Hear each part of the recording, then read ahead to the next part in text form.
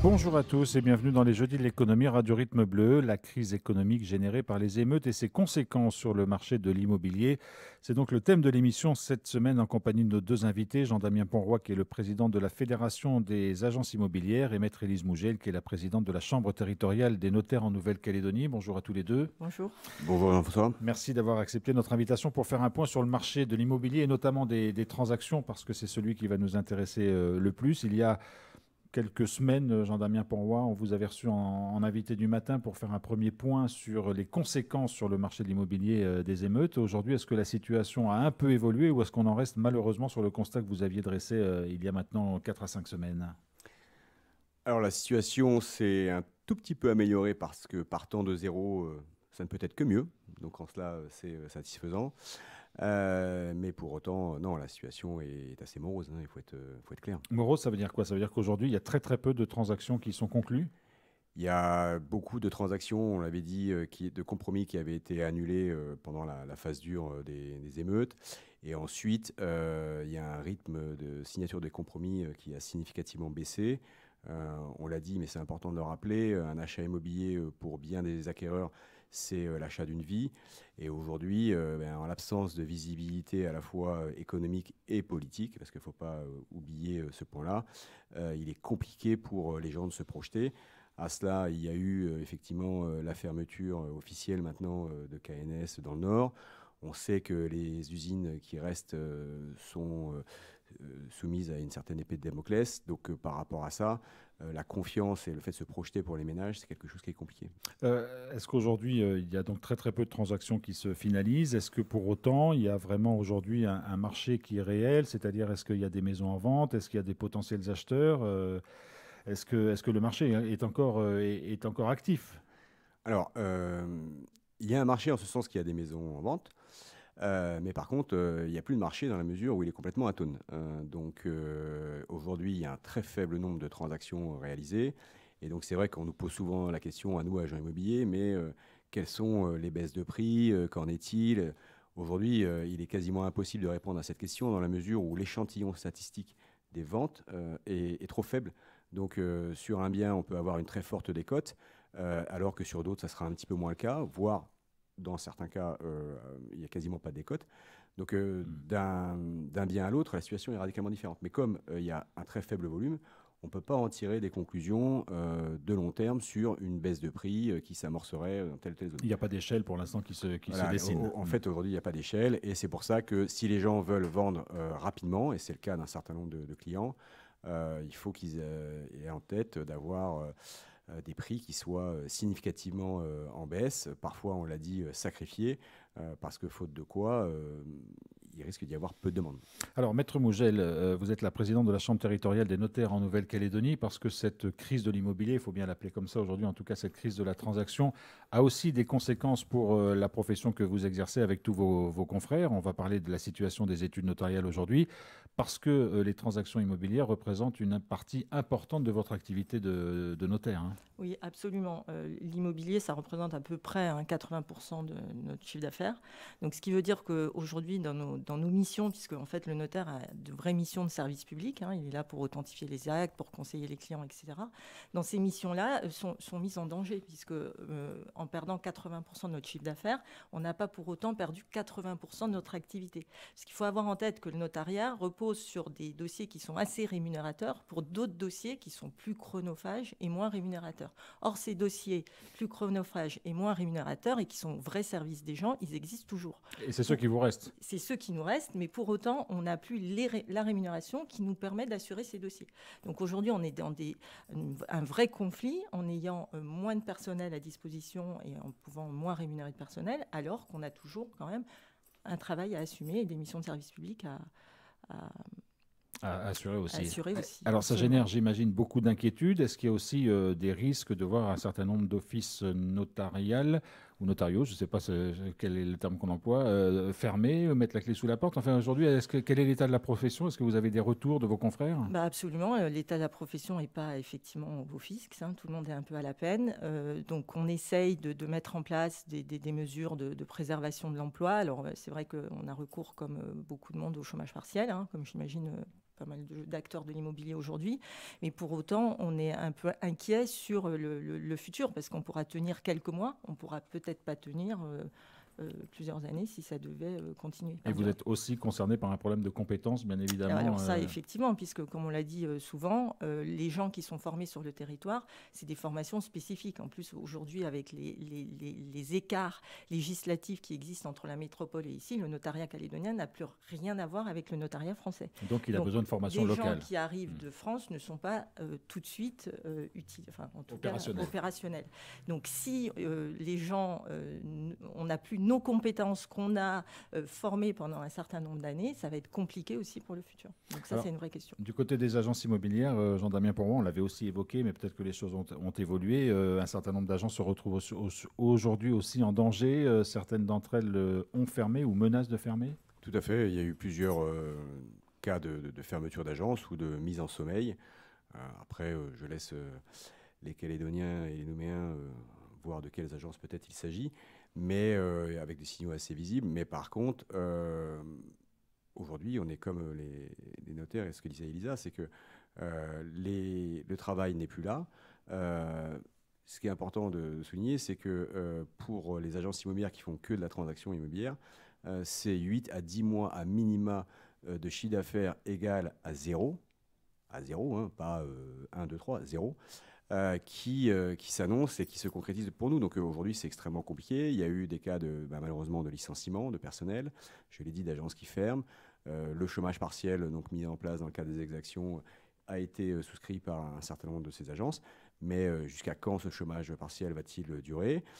Et à côté de ça, effectivement, on a des pertes de compétences qui sont susceptibles de se produire, puisque en l'absence de revenus à minima pour pouvoir vivre en Nouvelle-Calédonie, ce sont des gens qui vont devoir faire malheureusement à un moment ou à un autre le choix de peut-être quitter le territoire pour pouvoir subvenir à leurs besoins, sans même aucune considération de nature politique. C'est juste subvenir à ses besoins. Alors, on a parlé avec l'un et l'autre du recours au chômage partiel que vous avez mis en place. Est-ce que dans le cas des notaires, vous êtes éligible à d'autres dispositifs mis en place par l'État ? On pense au fonds de solidarité. Est-ce que c'est des choses aussi sur lesquelles vous travaillez les uns et les autres ? On a effectivement travaillé sur un certain nombre de choses. Pour l'instant, il n'y a aucune des études qui a perçu d'aide particulière, mais effectivement, on a fait des dossiers comme toutes les entreprises calédoniennes qui sont sujettes aux aides. Mais c'est vrai qu'en tant que profession réglementée, donc profession qui assure part de service public, effectivement, ça peut être une question de savoir quel va être l'avenir du notariat calédonien, ou en tout cas dans l'image qu'il existe, enfin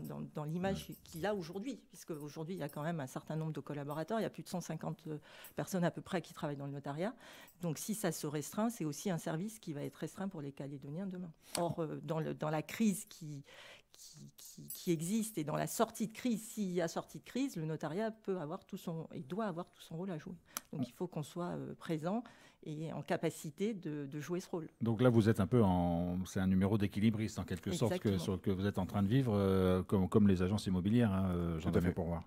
Non, tout à fait, parce que la transaction immobilière, donc on en a parlé, la vente, on est au point quasi zéro, donc c'est assez clair pour tout le monde. Et même sur la gestion locative, aujourd'hui, on l'a vu, il y a un certain nombre de gens qui quittent la Nouvelle-Calédonie pour des raisons que j'ai évoquées tout à l'heure, soit de choix personnels, soit par contrainte économique, de façon à juste avoir un travail. Malheureusement, on sait, il y a eu énormément de gens qui voulaient vendre, qui n'ont pas pu vendre, donc ils mettent leurs biens en location. Et donc, on se retrouve avec un effet ciseau, avec une demande qui est un petit peu moindre. Et à côté de ça, une abondance d'offres mises sur le marché. Donc, on le voit, et les Calédoniens le voient bien lorsqu'ils recherchent des logements. Il y a aujourd'hui un marché qui est plutôt orienté à la baisse que stable. Alors, Maître Mougin, on rappelle évidemment que cette crise de l'immobilier arrive dans un contexte où il y avait déjà des complications. C'était pas simple. Il y avait eu la crise Covid, on s'en souvient, qui avait aussi beaucoup marqué les choses. Est-ce qu'aujourd'hui, cette situation que connaît la Nouvelle-Calédonie, notamment pour votre profession, vous inquiète plus que celle qu'on a pu traverser à l'occasion de la crise Covid il y a maintenant 2 et 3 ans ? C'est pas du tout le même climat. Là, on est dans un climat d'incertitude qui est total, alors que dans la crise Covid, on était un petit peu à l'identique, on va dire, de ce qui pouvait se passer ailleurs dans le monde.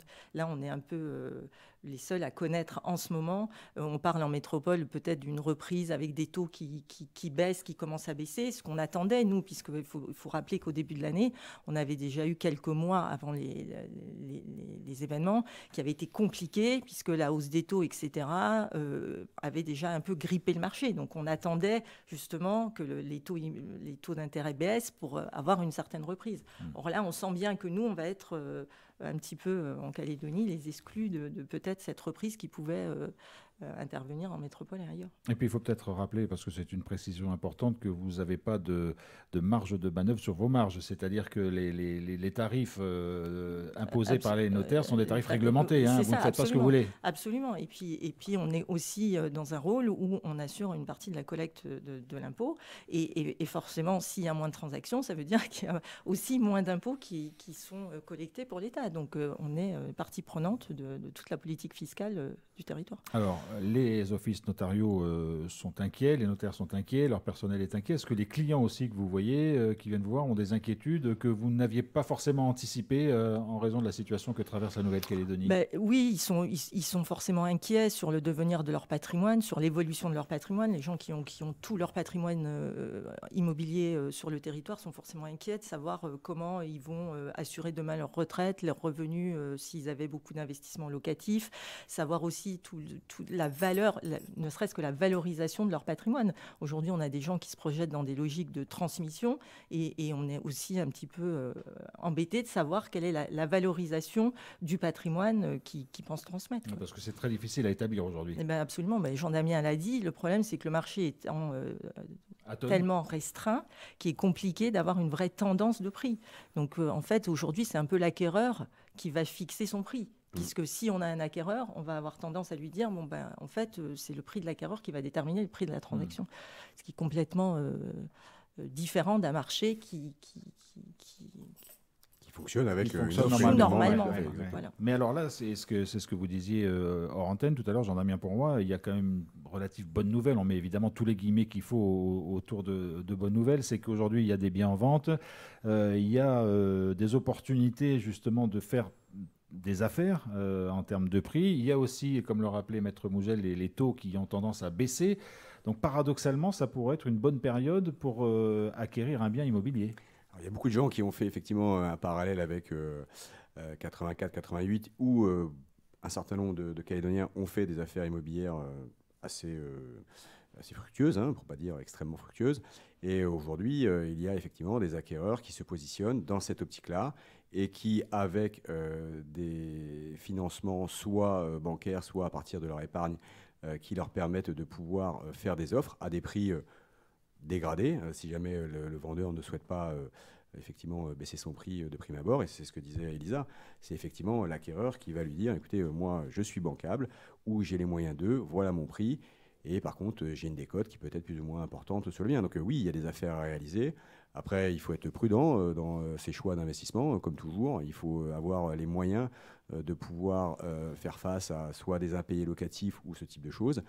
D'ailleurs, à ce propos, on travaille avec l'État, avec le gouvernement de la Nouvelle-Calédonie pour essayer de mettre en place une garantie des loyers impayés. Ce n'est pas quelque chose de simple. Les agents immobiliers ont demandé à l'État l'extension de la garantie visale sur les loyers impayés. Aujourd'hui, on est encore en attente de retour sur ce sujet-là. Et donc, voilà, je ne sais pas trop et je ne peux pas vous répondre sur ce que ça va donner dans les mois à venir. Mais on essaye de trouver tous les moyens pour pouvoir à la fois rassurer les investisseurs, rassurer aussi les locataires qui sont en place, parce que aujourd'hui, on va peut-être vers une crise sociale assez significative avec des gens qui ne pourront plus se loger.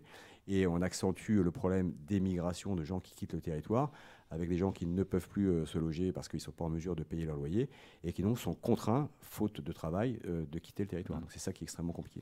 Maître Elisa Mougel, dans les missions que les notaires accomplissent, et ça doit vous mettre quelque part en porte-à-faux, en tout cas en difficulté, il y a aussi aujourd'hui il y a souvent des missions de conseil, d'accompagnement. J'imagine que la période est difficile aussi en cela pour vous. Effectivement, c'est un peu difficile de leur donner une vraie tendance du marché. Maintenant, venir voir un professionnel est toujours plus judicieux de discuter sereinement de leur projet d'acquisition, de savoir quels sont leurs vrais objectifs sur les zones concernées, etc. Et on reste quand même avec les agences immobilières, ceux qui voient le peu de transactions qui continuent de se faire. Donc, à ce titre-là, on reste quand même référent dans les tendances du marché. Mais c'est vrai que c'est compliqué d'avoir un vrai conseil sur un marché qui n'existe plus tellement et sur des tendances qui sont parfois assez fluctuantes rapidement. Alors justement, je vais risquer une question à laquelle vous ne pourrez sans doute pas répondre de façon très simple, mais ça fait 4 mois maintenant que ces émeutes ont débuté, que le marché est donc fortement perturbé, que vos activités respectives aux uns et aux autres sont en difficulté. Combien de temps vous pouvez tenir? Vous imaginez que cette crise, si le marché ne reprend pas assez rapidement, quelles sont les perspectives pour vous, Jean-Damien Pourvoy? Alors malheureusement, pour les agences immobilières qui font que de la transaction, si jamais ça doit durer, et ça risque de durer encore plusieurs mois, si ça doit durer entre 6 et 12 mois, la réponse, elle est personnelle. C'est en fonction de chaque agence immobilière, de sa capacité à gérer sa trésorerie, de la façon dont les gens qui travaillent au sein de ces agences ont pareil mis de côté, thésaurisé par précaution dans le cas d'un avenir un petit peu difficile, ce qui malheureusement se concrétise. Dans les autres agences immobilières, celles qui font de la gestion locative ou du syndic, il y a une capacité de résilience un peu plus importante. Mais par contre, il ne faut pas se leurrer, tout le monde est impacté dans les agences immobilières, quel que soit le métier exercé, la transaction, la gestion ou le syndic. Maître Elisa Mougel. On va tenir le temps qu'il faudra. De toute façon, le notariat n'a pas la possibilité de fermer. On ne peut pas fermer nos offices. Donc, on sera là. Le problème, c'est de savoir si on sera là tout seul pour recevoir les clients ou si on continuera d'être là avec tout notre personnel. C'est la vraie question. Parce qu'aujourd'hui, clairement, après le mois de décembre, on ne va pas pouvoir tenir les mêmes effectifs que ceux qu'on avait jusqu'alors. Et il y a des gens, comme disait Jean-Damien, qui partent par préférence parce qu'ils se disent la Calédonie, je préfère établir ma vie ailleurs. Peut-être que demain, on va être contraint de mettre en place des politiques de licenciement plus importantes. Et donc, on risque de se retrouver que quelques notaires à travailler. Mais on n'aura pas le choix, il faudra qu'on continue. Mais ce ne sera plus les mêmes conditions, ce ne sera plus le même service qui sera apporté aux gens. Ce sont aussi des marchés, Jean-Damien Pourvoy, qui peuvent s'inverser très très rapidement. Le marché de l'immobilier, il y a déjà eu des crises, il y a eu des rebonds. Enfin, malheureusement, depuis quelques années, il y a des hauts et des bas et tout peut s'enchaîner très vite. Moi, je suis résolument réaliste, mais également résolument optimiste. Ce qui n'est pas tout à fait la même chose. Voilà. Non, mais il ne faut pas non plus... mais effectivement, moi, je n'ai pas l'intention de quitter la Nouvelle-Calédonie dans les mois et années qui viennent, bien au contraire. Et justement, par rapport à ça, je pense qu'on a une capacité de résilience qui est forte. On va réussir à se projeter, on va réussir à passer ce cap-là. Par contre, dans quelles conditions, il y a forcément des évolutions très fortes qui vont se passer sur le marché, sur les différents acteurs. Et j'ai envie de dire que j'ai peu de doutes sur le fait qu'à un moment ou à un autre, et le gouvernement et le Congrès de la Nouvelle-Calédonie ainsi que l'État aideront la Nouvelle-Calédonie à passer le cap de ces moments extrêmement compliqués qui ne sont pas terminés. Maître Mougel, on a parlé évidemment du marché des transactions. On n'a pas parlé, mais vous êtes peut-être au courant, vous notaires, du marché de la construction, parce que forcément il est impacté aussi. Est-ce qu'aujourd'hui, à votre connaissance, il y a des programmes qui ont disparu, il y a des programmes qui ont été arrêtés ou interrompus? Alors, des projets qui auraient peut-être été mis en attente, possiblement. Maintenant, il faut avoir en tête que les projets sur Nouméa, où on voit déjà des grues, des débuts de chantier, ça, c'est des projets qui sont déjà commencés. C'est des projets qui ont été commercialisés il y a à peu près 2 ans, qui ont été vendus courant d'année dernière. Donc, ces projets-là, ils sont obligés d'aller au bout, parce qu'après, vous avez un système de garantie bancaire qui fait que, une fois que vous avez acheté votre appartement sur plan, on est obligé de vous le livrer. Donc, ces projets, ils iront à terme. Par contre, il risque d'y avoir dans les années qui viennent... Le futur, aujourd'hui, on n'a pas de nouveaux projets qui se mettent en place. Il faut avoir en tête que pour un projet immobilier, vous avez déjà 1 an et demi, 2 ans de compromis de vente avant d'avoir la vente au promoteur du terrain, puis après la commercialisation, etc. Donc, c'est effectivement ce qui sort aujourd'hui de terre. Ça a été décidé, comme disait Jean-Damien, 2 ans et demi, 3 ans en arrière. Qui veut dire que dans les 3 prochaines années, il n'y aura pas forcément beaucoup de projets qui vont émerger et qui vont même si on a concrétiser. des clients résilients, des promoteurs, voilà, qui continuent, des acteurs de l'immobilier qui continuent d'y croire, qui continuent d'avoir des projections, des projets. Maintenant, est-ce que ça va se concrétiser rapidement? C'est ce que vous disiez tout à l'heure. Hein, on est sur un petit marché, donc les choses vont vite à la hausse et à la baisse. Il faudrait que le climat politique et social se calme et les choses pourraient rentrer dans l'ordre. Si jamais il y a un accord politique, comme effectivement le territoire est tout petit, je pense que c'est de nature à rassurer les gens, à leur permettre de faire leur choix et de s'engager sur du long terme. Et là-dessus, les choses reviendront assez rapidement. Après, on a une image aujourd'hui qui est très dégradée, tout le monde est pessimiste. Mais pour autant, avec un accord politique et donc une reprise économique qui est liée, même s'il faut changer un certain nombre de choses parce qu'on sait le tout nickel a montré un certain nombre de ses limites, effectivement, les choses peuvent reprendre assez rapidement. Alors, il y aura des acteurs différents, peut-être moins, peut-être plus, voilà, je ne sais pas, mais les choses peuvent reprendre très rapidement. Merci beaucoup à tous les deux d'être venus dans cette émission des Jeudis de l'économie pour faire un point sur les conséquences des émeutes sur le marché de l'immobilier et les professions qui sont liées à toutes ces questions. On aura l'occasion sans doute de refaire un point dans quelques semaines ou dans quelques mois en fonction de l'évolution des choses. En tout cas, merci de votre participation. Vous vouliez ajouter quelque chose, Maître Mougel? Je voulais juste préciser que sur les tendances de l'immobilier, il y allait avoir la semaine prochaine à la CCI avec l'ISEE une présentation des chiffres. Comme c'est fait chaque année. Comme c'est fait chaque année, donc de 2023 et des premières tendances 2024. Voilà. Donc, voilà. Donc, et vous avez déjà des informations c'est la CCI et l'ISEE qui présenteront leurs chiffres la semaine prochaine. C'est la semaine prochaine à 19h à l'auditorium de la CCI à 8h. Je vous réinviterai peut-être plus vite que prévu. Pas de problème. Merci en tout cas d'être venu dans cette émission qui sera